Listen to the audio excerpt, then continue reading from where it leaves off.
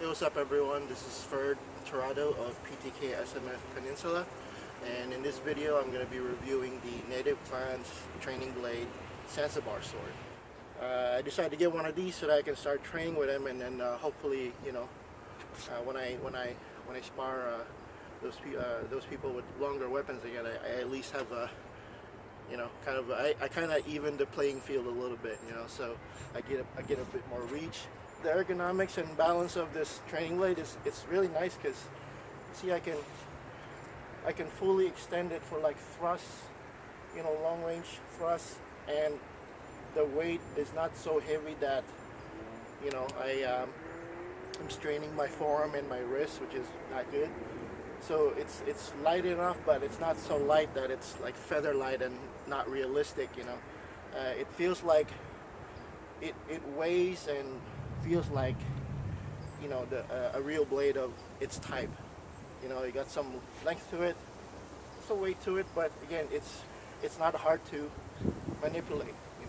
You can transition easily from slashing motions to to thrusting. Thrust there, slash. You can even do your nice little flourishes. So yeah, it's a nice. Yeah, it flows really nice, and it feels good, to flow. The handle ergonomics it feels good in the hand. This one's paracord wrapped. He offers them in what do you call it? He offers them with plastic scales instead. But I asked for the paracord, so that's what I got, and I like it. It's really good. Just move it around. It's a lot of. Man, I'm really enjoying, just moving this around. A close quarter combat system typically have short swords. You can chamber and, do all this, right? Fully committed torquing, slashing movements. But with this, you don't really need it because you see it's, the weight of the sword alone can do a lot of the work for you. But again, it's there. Your mechanics are, your mechanics are intact. Because the training blade is it's nicely crafted.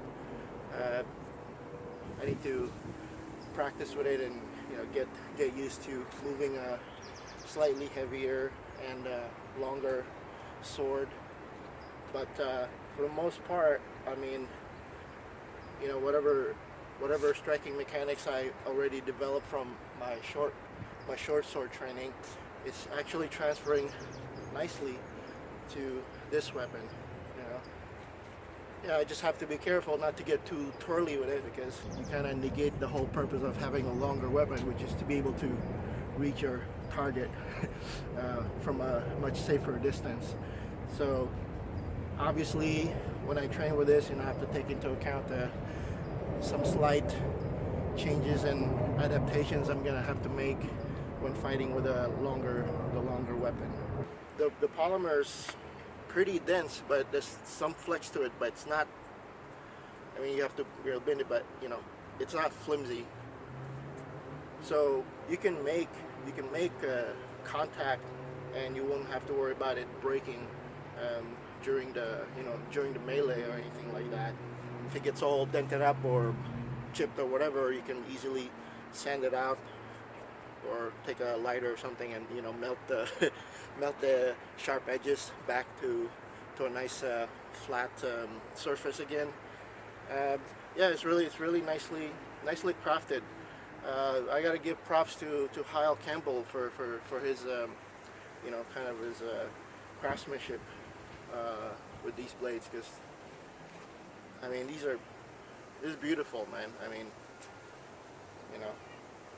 yeah, you can't go wrong. So do I recommend it? Yeah, definitely. I would recommend picking up a training blade.